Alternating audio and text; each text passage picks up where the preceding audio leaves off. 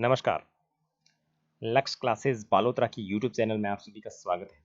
प्यारे विद्यार्थियों, अपन बातचीत कर रहे थे आपके 7th क्लास की 5वें अध्याय की, जिसका नाम था जल।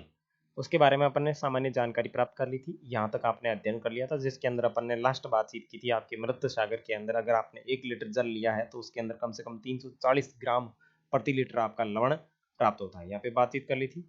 उसके बाद में आपके आगे देखना था, तो यहाँ से शुरुआत करनी थी। तो जीवन के लिए अत्यधिक जो जल है वो बहुत ही आवश्यक है।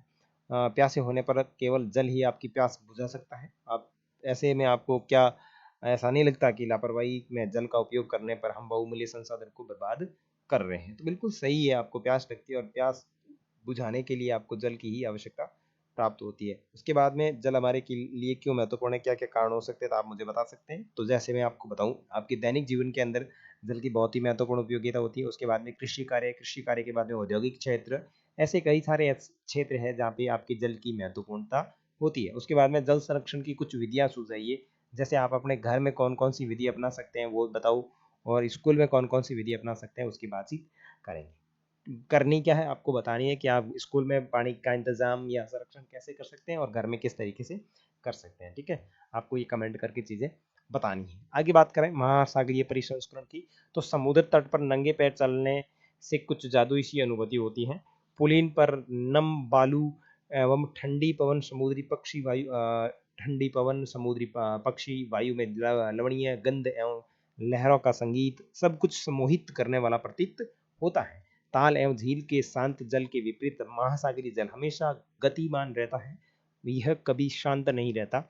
महासागरों की गति को इस प्रकार वर्गीकृत कर सकते हैं जैसे तरंगे, ज्वार भाटा एवं धाराएं। तो देखो, सबसे पहले यहाँ पे इंपोर्टेंट चीज दे दो कि महासागर के अंदर गति होती है। जैसे पृथ्वी के अंतर जनित बल और बाह्य जनित बल, इस प्रकार की अपन गति पढ़ी थी कि नहीं पढ़ी थी, उसी प्रकार जो ये आपका महासागर है इनके अंदर गति होती है वो कुछ इस प्रकार है। कौन कौन सी? सबसे पहली तरंग, तरंग के बाद में ज्वार भाटा और ज्वार भाटा के बाद में धाराएं।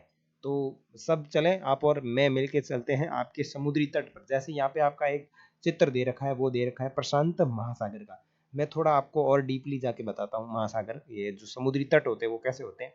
तो आप और मैं मिलके चलते हैं आपके गोवा के तट पर। तो ये रहा, ये बहुत सारे तट हैं, आपको कौन सा तट पसंद करवाया जाए? बहुत अच्छा जो तट लगता है वही आपको हम पसंद करेंगे आपके लिए। ठीक है, हम आपके लिए ये वाला करेंगे, बिल्कुल यहाँ पे कोई भीड़ भाड़ नहीं है। देखो, ये जो चीज दिख रही है आपको यहाँ पे, यानी कहने का मतलब ये हुआ कि ये जो आपका क्षेत्र है, कौन सा क्षेत्र, ये जो आपका क्षेत्र है यहाँ यहाँ जो दिख रहा है, ये क्षेत्र बहुत ही अच्छा क्षेत्र है। ठीक है ना, ये वाली जो क्षेत्र है वो आपकी बहुत ही अच्छी क्षेत्र वाली जगह है। जैसे कि ये पूरा यहाँ पे वातावरण जो दिख रहा है, यहाँ पे जो मिट्टी वगैरह जो होती है वो बहुत ही सुंदर मिट्टी होती है, जो बहुत ही अच्छी मिट्टी कहलाती है। ठीक है ना। नेक्स्ट आपकी बातचीत करें तो यहाँ पे जो मिट्टी होती है, यहाँ इस मिट्टी पे आप नंगे पांव चल सकते हैं, इसी को बोला जाता है समुद्री तट। अब अपन ने एक चीज यहाँ पे देखी थी, क्या पे यहाँ पे एक चीज देखी थी कि महासागर है, इसके अंदर गति होती है, एक तो तरंग होती है, तरंग के बाद में ज्वार भाटा होता है। तो ये ज्वार और भाटा क्या होता है वो भी मैं आपको थोड़ा बता देता हूँ। वैसे इसकी डेफिनेशन ये होती है कि समुद्री जल का ऊपर उठ के वापस नीचे गिरना ज्वार भाटा कहलाता है, लेकिन मैं आपको वीडियो बता देता हूँ कैसा होता है। देखो, ये रहा आपका ज्वार भाटा।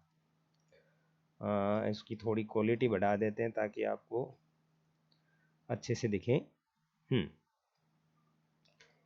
ये रहा। नेक्स्ट,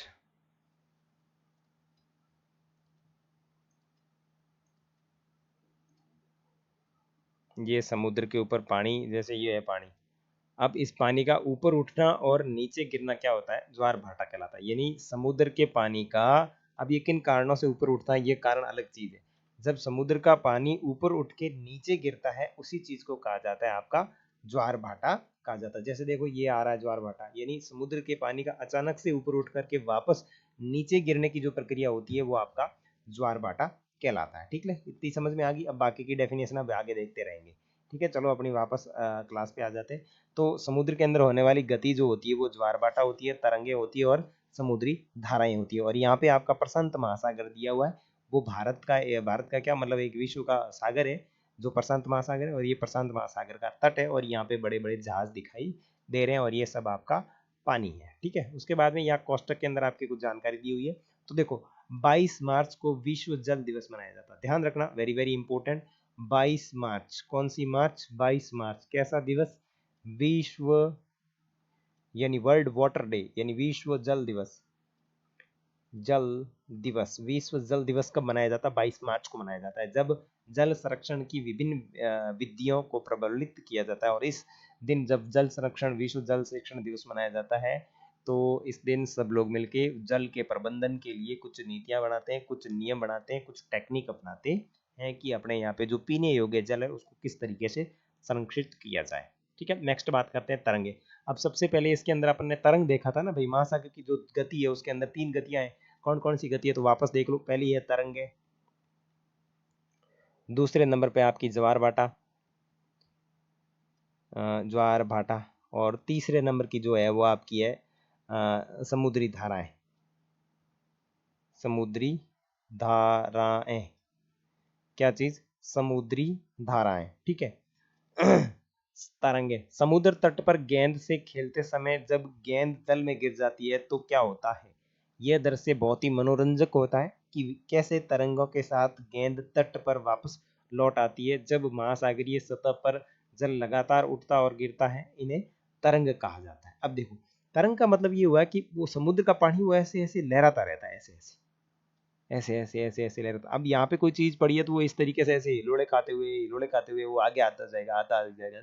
तो इस तरीके की समुद्र के अंदर जो सामान्य गति होती है वो होती है तरंग। ठीक है, तो इस चीज को वापस देखो कि जब महासागरीय सतह पर जल लगातार उठता गिरता है, लगातार उठता गिरता है, उसको कहा जाता है तरंग। ठीक है, और तूफान में तेज वायु चलने पर विशाल तरंगें उत्पन्न होती है, और पानी में अगर तूफान आ जाए तो ये पानी का तूफान है वो अधिक तेज चलने पर ये तरंगे बहुत ही तेज गति से चलने लगती है, और इनके कारण अत्यधिक विनाश हो जाता है। भूकंप, ज्वालामुखी उद्गार या जल के नीचे भूस्खलन के कारण महासागरीय जल अत्यधिक विस्थापित हो जाता है। इसके परिणाम स्वरूप 15 मीटर तक की ऊंचाई वाली विशाल ज्वारीय तरंगे उठ सकती है, जिसे सुनामी कहा जाता है।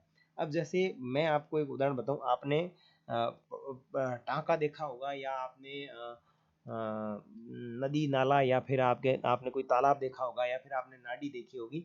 उसके अंदर कभी ना कभी आपके खुरापाती आइडिया से आपने उसके पानी के अंदर पत्थर तो मारा होगा, और पत्थर मारने के बाद में धीरे धीरे जो लहर उत्पन्न होती है उस किनारों की तरफ जो जाती है ना, वही चीज आपकी तरंग है।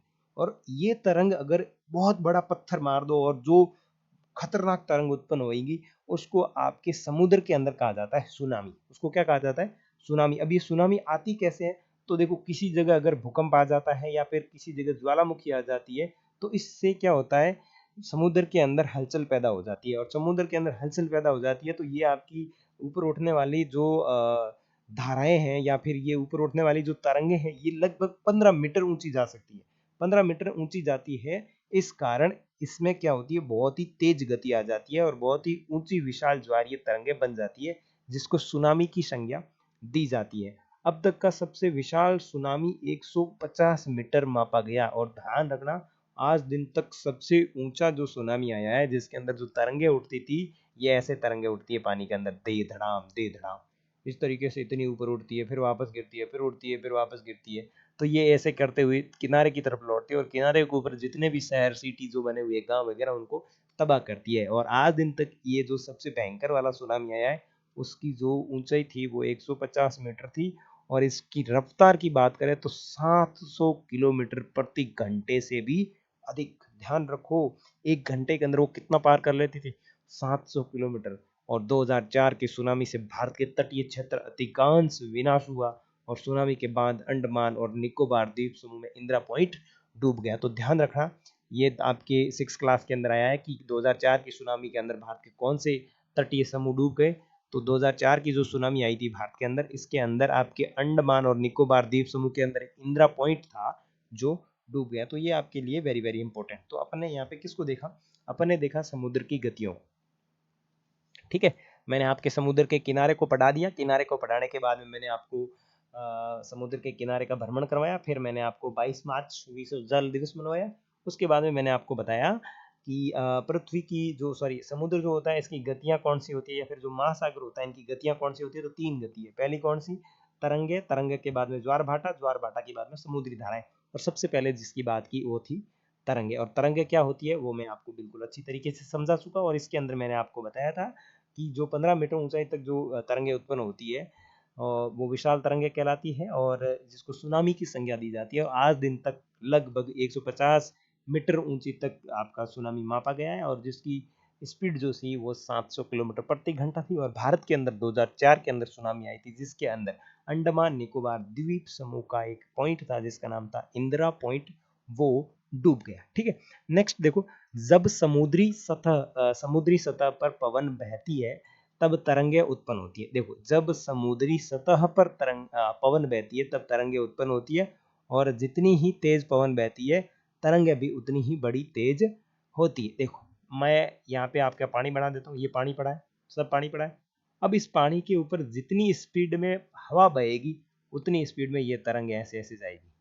आप कभी ऐसे खुले पानी को देखना जो कहीं नदी में पड़ा, नदी में तो नहीं बात करेंगे, आपके कहीं नाडी में पड़ा होगा, नाडी या तालाब के अंदर पानी पड़ा होगा, और उसको आप देखना कि वो धीरे धीरे गति कर रहा होगा, जिस तरफ हवा बह रही है उस तरफ गति कर रहा होगा। तो समुद्र के अंदर भी यही सिस्टम है, समुद्र के ऊपर से जितनी तेज हवा बहती है और उसकी तरंगें भी उतनी ही तेज होती है। तो ध्यान रखना, समुद्र की तरंगों को उसकी वायु प्रभावित करती है कि पवन है वो उसकी सतह पर कितनी जोर से बह रही है या फिर कितना दबाव डाल करके बह रही है। ठीक है, नेक्स्ट बात करते हैं, सुनामी जापानी शब्द है, यानी सुनामी जो है वो एक आपका जापानी शब्द है जिसका अर्थ होता है पोताश्रय तरंगे। ठीक है, क्योंकि सुनामी आने पर पोताश्रय नष्ट हो जाते हैं। पोताश्रय का मतलब क्या होता है, जहाँ पे आपकी जहाज वगैरह खड़े होते हैं, पानी के जहाज, ठीक है ना, पानी के जहाज वगैरह खड़े होते हैं उसको बोला जाता है पोताश्रय। मैं आपको पिक्चर दिखा देता हूँ, ठीक है ना, पोताश्रय की। पोताश्रय,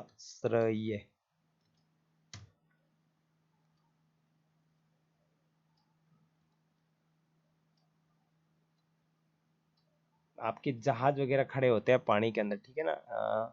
जैसे यहाँ पे देखो, ये जो चीज है ना, यहाँ पे ये पोताश्रय है, ठीक है ना, यहाँ पे पानी के जहाज आके खड़े होते हैं, उस स्थान को बोला जाता है आपका पोताश्रय स्थान बोला जाता है। ठीक है ना।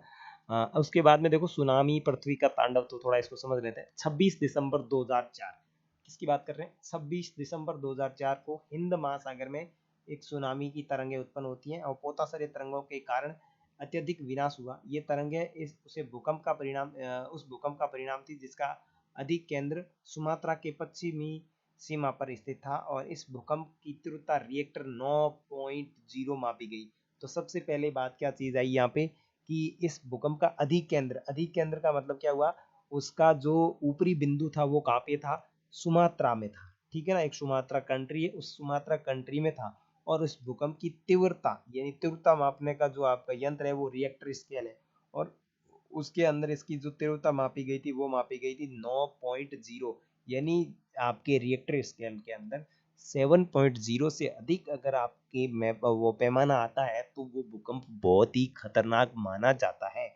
और आप सुनो, 2004 का जो आया था उसके अंदर 9.0 मापी गई, तो ये सबसे ज्यादा खतरनाक होगा। उसके बाद में बात करें, भारतीय प्लेट ब्रह्मा प्लेट के नीचे धंस गई। तो इसके अंदर हुआ ये कि जो भारतीय प्लेट थी वो ब्रह्मा प्लेट के नीचे धंस गई, और समुद्र तल में अकस्मात गति उत्पन्न हो गई, इसी कारण ये भूकंप आया। महासागरीय तल लगभग 10 से 20 मीटर तक विस्थापित हो गया और इसके नीचे दिशा में झुक गया, और इस विस्थापन के कारण निर्मित अंतराल को भरने के लिए विशाल मात्रा में महासागरीय जल उसी ओर बढ़ने लगा।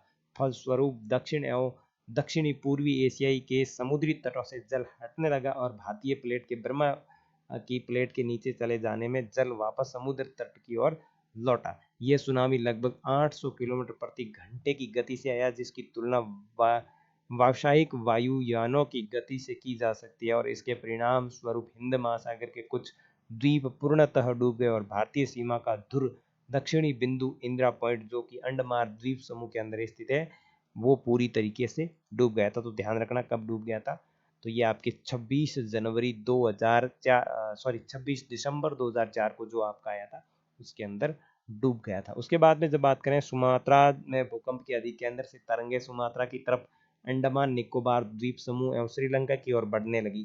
तरंगों की लंबाई कम हो गई, जल की गहराई भी कम होने लगी, साथ ही साथ इनकी गति 700-900 किलोमीटर प्रति घंटे से 70 किलोमीटर प्रति घंटे दर हो गई और समुद्र तट से सुनामी तरंगें 3 किलोमीटर तक गहराई तक गई, जिसके फलस्वरूप 10,000 से भी अधिक लोगों की मृत्यु हो गई थी और 1 लाख से अधिक घर प्रभावित हुए थे। भारत में आंध्र प्रदेश के तटीय प्रदेश, तमिलनाडु, केरल और पुदुचेरी एवं अंडमान निकोबार द्वीप समूह सर्वाधिक प्रभावित हुए थे। तो इससे ये क्षेत्र आपके प्रभावित हुए थे। यद्यपि पहले से भूकंप का अनुमान लगाना संभव नहीं है, फिर भी बड़ी सुनामी के संकेत 3 घंटे पहले मिल सकते हैं। प्रशांत महासागर में प्राथमिक चेतावनी की ऐसी प्रणालियां क्रियाशील है, लेकिन हिंद महासागर में ये सुविधाएं नहीं है। प्रशांत महासागर की तुलना में हिंद महासागर में सुनामी कभी कभी ही आती है, क्योंकि यहाँ भूकंप की क्रियाएं बहुत कम होती हैं। तो ये जो आपका प्रशांत महासागर है, इसके अंदर कुछ उपकरण ऐसे लगाए हुए हैं जिससे आपको पता चल जाता है कि 3 घंटे पहले पता चल जाता है कि समुद्र के अंदर कोई बड़ी हलचल होने वाली है, जिससे अपन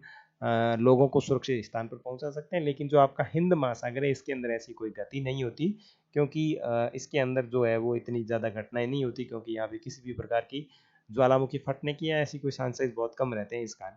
और यहाँ पे आपको ये चित्र दिख रहा होगा कि ज्वालामुखी ये क्या बोलते हैं उसको, ये आता है सुनामी, यानी सुनामी आने पर किस तरीके से नुकसान होता है। देखो यहाँ देखो, ये तरंगे ऊपर उठ रही है, जा रही है, तो ये किस तरीके से विनाश कर देती है, वो सारी चीज़ें आपको देखने को मिलती है। तो ये नहीं है कि पानी के किनारे बैठे हैं वो बेचारे सुरक्षित हैं, लेकिन नहीं, कभी कभार उनको भी इनके लपेटे में आना पड़ता है।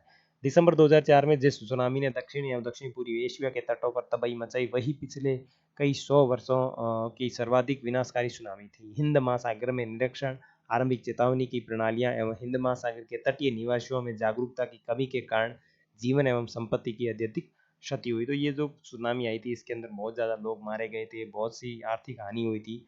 और सुनामी आने का प्रथम संकेत ये होता है कि तटीय क्षेत्र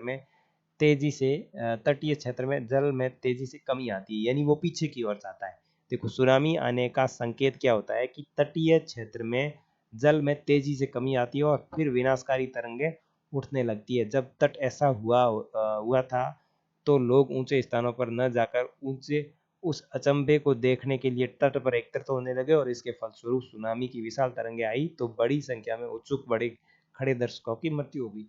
तो ध्यान रखना, अपने को पता कैसे चलेगा कि अगर समुद्री तट का जो पानी, भाई नॉर्मली आपका समुद्र तट यहाँ तक है, ठीक है, यहाँ से पानी टकराता है, ऐसे टकरा के वापस यहाँ तक जाता है, और इसके बाद में भी अगर अत्यधिक गति से यही पानी पीछे की ओर जाता है, इसका मतलब ये है कि आपके समुद्र के अंदर वापस जोरदार तरीके से अटैक होने वाला है। तो ये ऐसे पीछे जा करके, पीछे जाएगा तो आप लोग, जैसे अपन लोग यहाँ पे खड़े हैं, तो अपन लोग आगे जाएंगे इसको, अरे ये पीछे कैसे गया, पीछे कैसे गया, अपन यहाँ देखने जाएंगे। तो लोग, सारे लोग इधर इसको देखने आए थे, तो ये पीछे जाकर के अचानक से बड़ी ऐसे तोप बन गया और इन लोगों को अपने साथ में ले लिया और बहुत से लोग यहाँ पे खड़े थे वो मर गए। तो ध्यान रखना, सुनामी आने का सबसे बड़ा संकेत क्या होता है कि आपके समुद्री जो पानी होता है वो पीछे की ओर जाता है, पीछे की ओर जाने के बाद में फिर वापस लहर के साथ में वापस आता है और उसके किनारे पर जो भी चीजें या जो भी वस्तुएं स्थापित होती है उन सबको नष्ट कर देता है। तो वो तो थी तरंग। तरंग के बाद में आपका ज्वार भाटा है, ज्वार भाटा के बाद में महासागरीय धाराएं हैं, और उसके बाद आपका जो अध्याय है वो कंप्लीट होने वाला है। तो नेक्स्ट आपके जिसकी बातचीत करेंगे उसका नाम होगा ज्वार भाटा। तो मिलेंगे आपकी नेक्स्ट क्लास में, तब तक के लिए जय हिंद, जय भारत। अगर चैनल पे नए हैं तो आपके इस चैनल को सब्सक्राइब कर लीजिए, क्योंकि अपन नेक्स्ट सत्र के अंदर आपके पूरी की पूरी ऑनलाइन स्कूल एजुकेशन इसको बनाने वाले हैं। आप कहीं पे भी बैठे हो, बिल्कुल आप आराम से बिना बिंदास के, कोई टेंशन के इसको पढ़ सकते हैं, सवाल कर सकते हैं, हमें सवाल पूछ सकते हैं कमेंट के जरिए, और टेस्ट भी दे सकते हैं। ये सारी सुविधाएं आपको इसके ऊपर मिलने वाली है और सभी सब्जेक्ट की मिलने वाली है, इसलिए आप इसको सब्सक्राइब जरूर कर लेना और साथ ही साथ अपने दोस्तों के साथ शेयर भी कर देना। मिलेंगे आपके नए वीडियो में, अर्थात इसी के नए पार्ट में। तब तक के लिए जय हिंद, जय भारत।